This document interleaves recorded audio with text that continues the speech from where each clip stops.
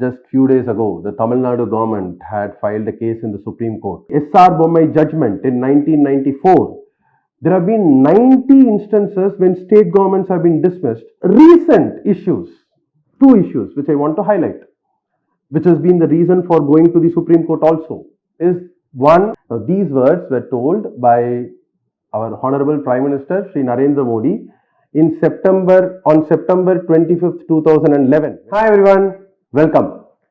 So, just few days ago, the Tamil Nadu government had filed a case in the Supreme Court for inordinate delay in clearing of bills by the Tamil Nadu governor, Shri R. N. Ravi. Punjab government had also gone against its governor to the Supreme Court. Earlier, Telangana government had filed a case. Kerala government had filed a case against the Kerala governor.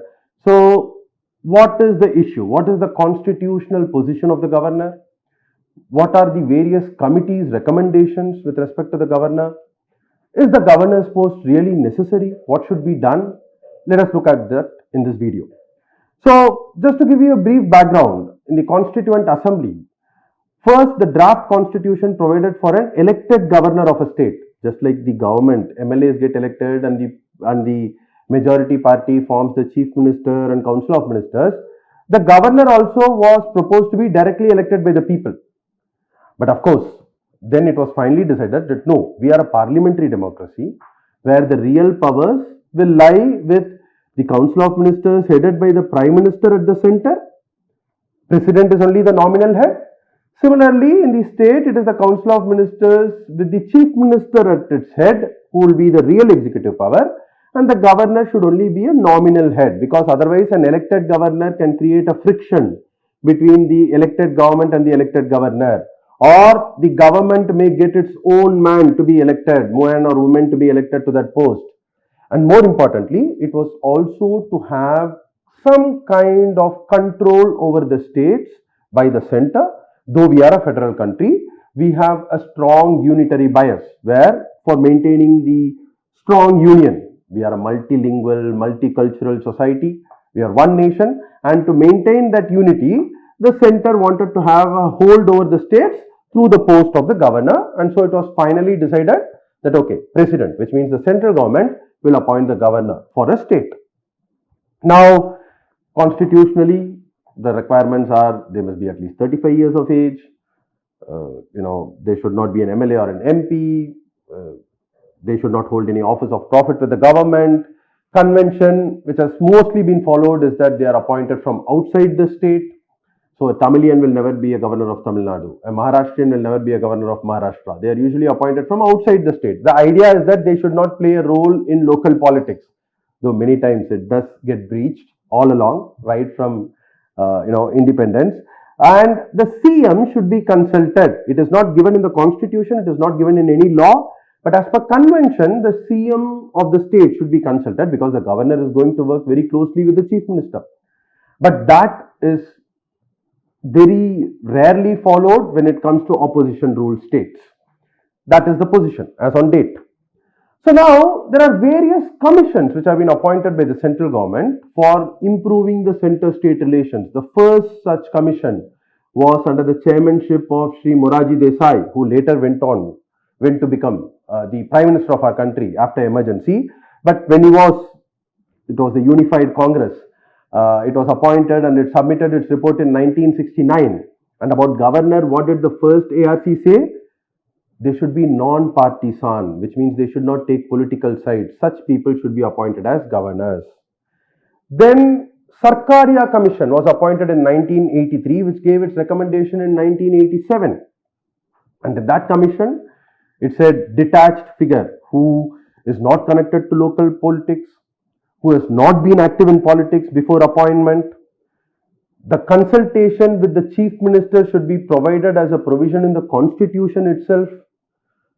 Chief Minister, Vice President and Speaker of Lok Sabha should form a committee to select a governor, and they should be given a fixed term of 5 years unless there are compelling reasons to remove them.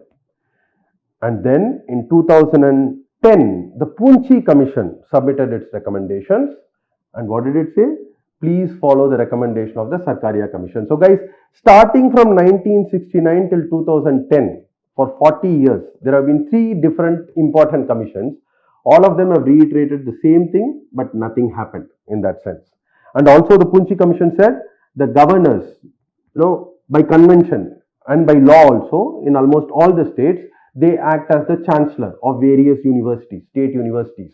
And the vice chancellor is to be appointed by the governor based on the recommendation of a committee or the council of ministers, but which is also breached many times in the recent past. We'll come to that in a bit. But this is the recommendation of various commissions with respect to the governor. Now, the moot point, is the governor necessary? Right? So, there have been various regional parties who have always said that governor's post is not necessary, it is a decorative post, it's an interference in the state. Especially in opposition ruled states, there has been so much of friction. See, for the first 15 years or so, or 20 years rather, it was a single party rule, both in the center and in the states. Though, Communist Party governments have been dismissed as early as 1950s, late 1950s by the central government. But once regional parties and other parties, opposition parties started gaining, power in the states, there has always been a friction between the central government and the state governments.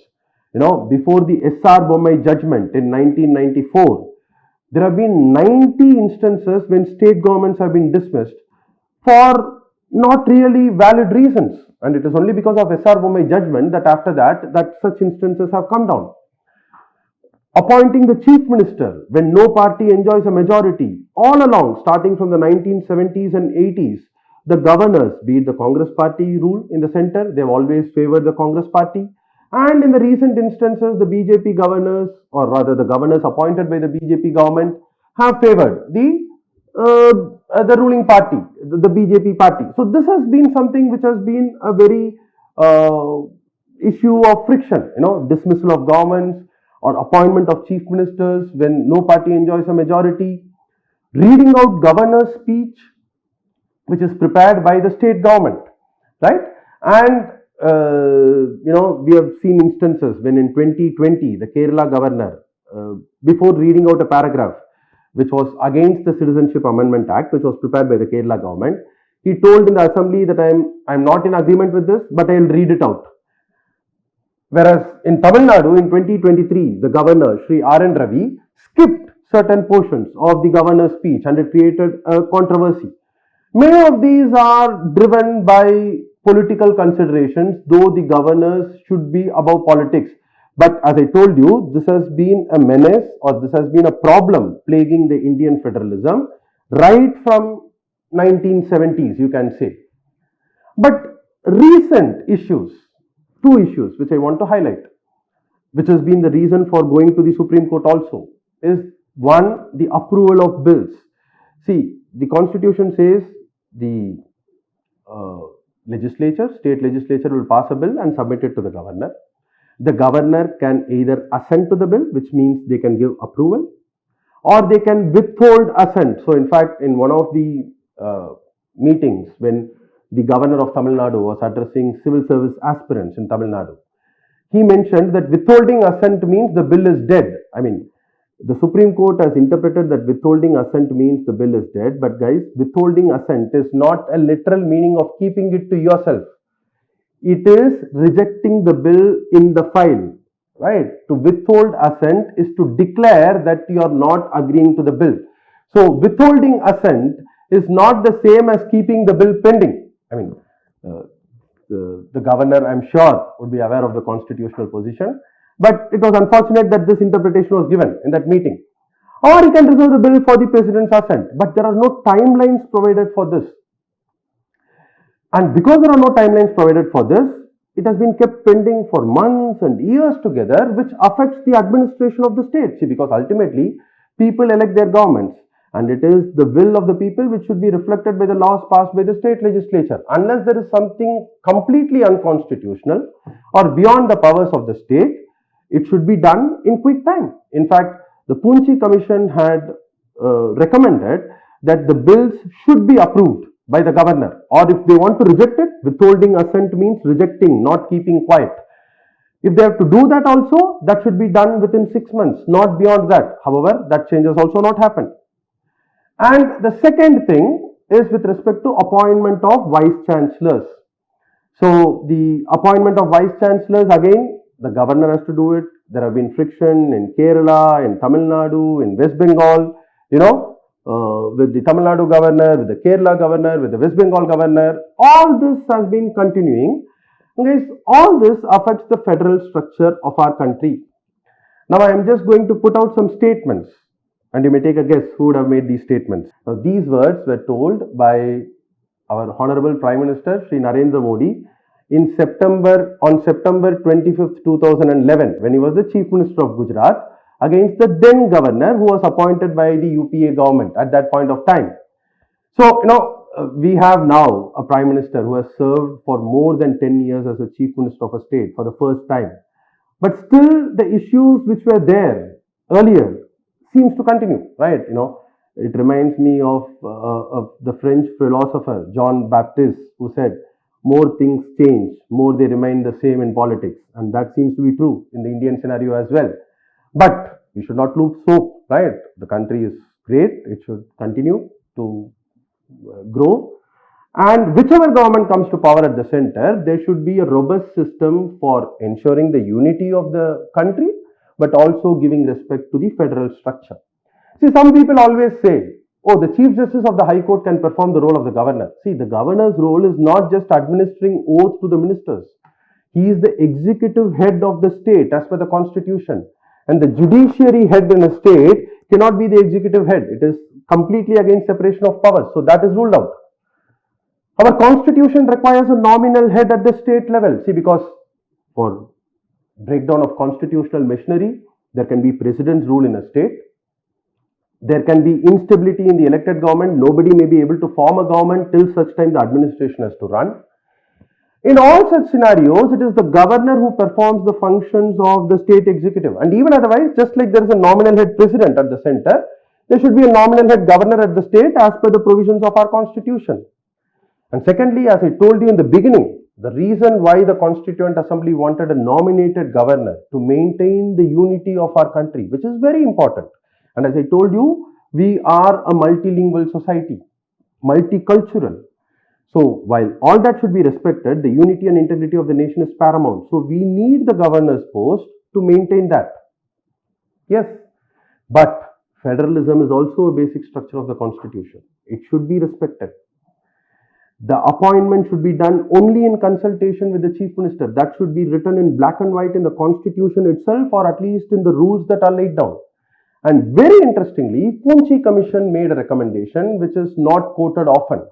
The Poonchi Commission said the governor should be given a 5-year term, but they can be impeached by the state legislature, by the state assembly. Of course, it was to ensure stability of tenure, not just the central government removing them whenever they want, but it can also be beneficial for the states.